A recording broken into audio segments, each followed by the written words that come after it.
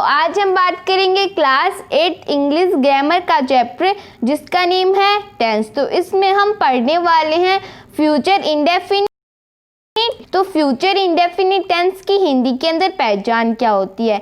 जिस सेंटेंस के भी लास्ट में अगर हमें कोई सेंटेंस दिया हुआ है, अगर उसके लास्ट में गा, गी, गे ये सभी वर्ड्स आते हैं तो मतलब वो सेंटेंस फ्यूचर इंडेफिनिट टेंस का है। और इसकी इंग्लिश के अंदर पहचान क्या होती है, इसकी जो भी इसकी हेल्पिंग वर्ब क्या होती है। फ्यूचर इंडेफिनिट टेंस की हेल्पिंग वर्ब होती है विल और शैल।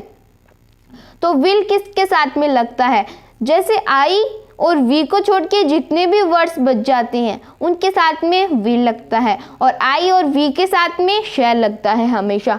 शैल सिर्फ दो के साथ में लगता है, आई और वी, और विल किसके साथ में लगता है, आई और वी को छोड़ के जितने भी वर्ड्स रह जाते हैं उन सब के साथ में विल लगता है। लेकिन मॉडल्स के अंदर इसका उल्टा होता है, जो सेल के साथ में लगता था वो विल के साथ में लग जाता है, और जो विल के साथ में लगता था वो शैल के साथ में लग जाता है।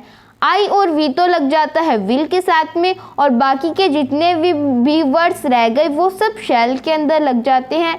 किसके अंदर, मॉडल्स के अंदर। तो वे जानवरों को देखने के लिए चिड़ियाघर जाएंगे। पहले हम इसका अफर्मेटिव सेंटेंस का स्ट्रक्चर देख लेते हैं। Subject plus will shall plus verb की फर्स्ट फॉर्म प्लस ऑब्जेक्ट। अब बनाते हैं, वे जानवरों को देखने के लिए चिड़ियाघर जाएंगे।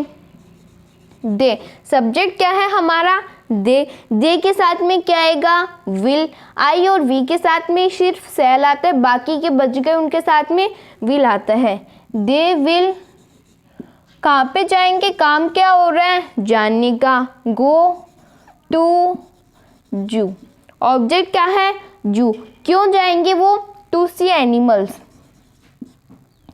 To see animals.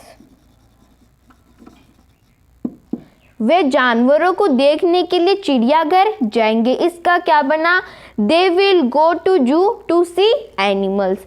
फिर राम कल बाजार से किताबें खरीदेगा। सब्जेक्ट क्या है हमारा, राम, राम के साथ में विल। फिर वर्ब क्या है, खरीद। वर्ब क्या है, इसके अंदर काम क्या हो रहा है, खरीदने का। तो purchase, Ram will purchase books. क्या खरीदेगा राम, बुक्स। पहले सब्जेक्ट राइट, क्या सब्जेक्ट राम है, फिर विल लग गया, राम के साथ में विल लगेगा। फिर काम क्या हो रहा है, परचेज मतलब खरीदने का। ऑब्जेक्ट क्या है इसके अंदर, books. Ram will purchase books, Ram किताबें खरीदेगा। कहाँ से खरीदेगा, बाजार से। तो from market, from market, market. Ram will purchase books from market. कब खरीदेगा, कल। कल को हम क्या राइट करेंगे, टुमारो, टुमारो।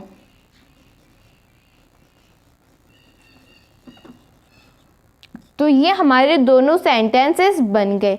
फिर बात आती है नेगेटिव सेंटेंस की। तो नेगेटिव सेंटेंसेस के अंदर क्या होता है, पहले तो सब्जेक्ट, फिर विल शैल का विल शैल, बस यहाँ पे नॉट लग जाता है। तो विल शैल के बाद में नॉट लग जाएगा, प्लस वर्ब की फर्स्ट फॉर्म प्लस ऑब्जेक्ट। और इन सेंटेंसेस के अंदर भी यही होता है, वे जानवरों को देखने के लिए नहीं, बस यहाँ पे नहीं लग जाएगा। और विल के बाद में जो भी हमारी हेल्पिंग वर्ब होती है उसके बाद में नॉट लगता है, तो विल के बाद में यहाँ पे नॉट लग जाएगा। और ऐसे ही यहाँ पे राम कल बाजार से किताबें नहीं खरीदेगा।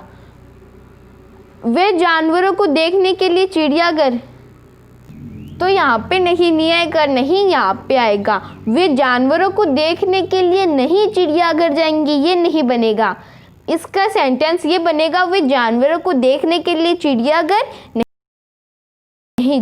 राम कल बाजार से किताबें नहीं खरीदेगा। Ram will not purchase, Ram will not purchase books from market tomorrow. तो हमने बात कर ली अफर्मेटिव सेंटेंसेस की और हमने नेगेटिव सेंटेंसेस को भी अफर्मेटिव सेंटेंसेस के साथ में ही समझ लिया। अब हम बात करेंगे इंटेरोगेटिव सेंटेंसेस की। तो अब हम बात कर लेते हैं इंटेरोगेटिव सेंटेंस की। तो इंटेरोगेटिव सेंटेंसेस के अंदर पहले तो लग जाती है हेल्पिंग वर्ब। तो विल शैल तो लगेगा पहले, फिर बाद में सब्जेक्ट आ जाता है, फिर मेन वर्ब की first form plus object plus और लास्ट में क्या आ जाता है मार्क ऑफ इंट्रोगेशन। तो पहले will shall plus subject plus verb की first form plus object plus mark of interrogation. तो हम ये जो स्ट्रक्चर है इसको देख के ही क्या बना सकते हैं, इसको देख के ही हम हिंदी को इंग्लिश के अंदर ट्रांसलेट कर सकते हैं। क्या मैं कल मेरे पिताजी के साथ जयपुर जाऊंगा। तो क्या मैं कल मेरे पिताजी के साथ जयपुर जाऊंगा, इसका हमें इंग्लिश के अंदर ट्रांसलेट करना है। मैं के साथ में क्या लगता है shall I go to Jaipur with my father. क्या मैं कल मेरे पिताजी के साथ जयपुर जाऊंगा। मैं के साथ में शैल लगेगा, तो शैल सब्जेक्ट काम करने वाला कौन, मैं, मेन वर्ब की फर्स्ट फॉर्म का हो रहा है जाने का, ऑब्जेक्ट क्या है to Jaipur with my father. क्या मैं कल मेरे पिताजी के साथ जयपुर जाऊंगा। Shall I go to Jaipur with my father, कब जाऊंगा कल को हम राइट करेंगे टुमारो।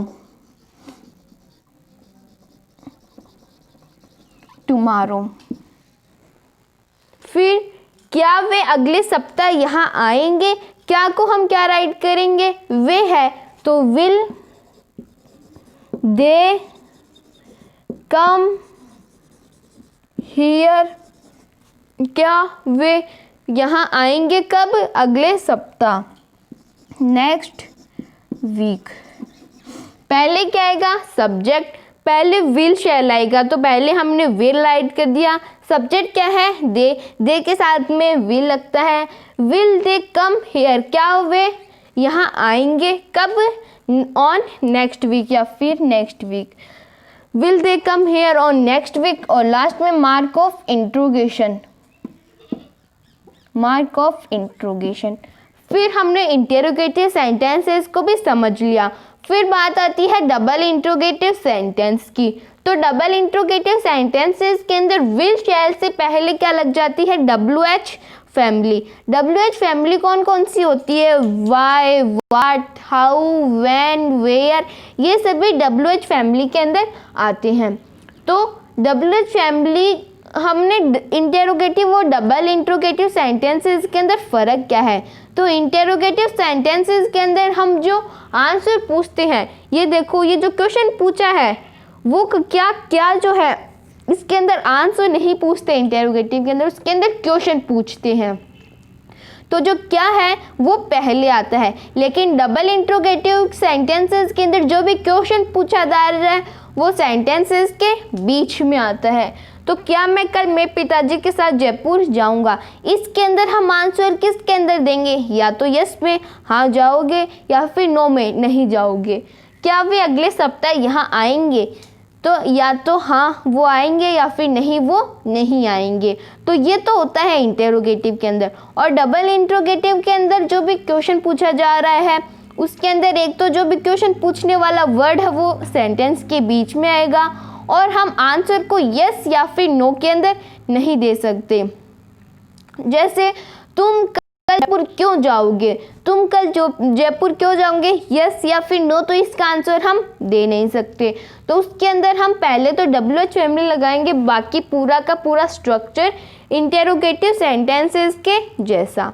तो डबल इंट्रोगेटिव सेंटेंसेस का जो भी एक एग्जाम्पल है वो आप मुझे कमेंट सेक्शन में लिख के बताना, ये आपका होमवर्क है।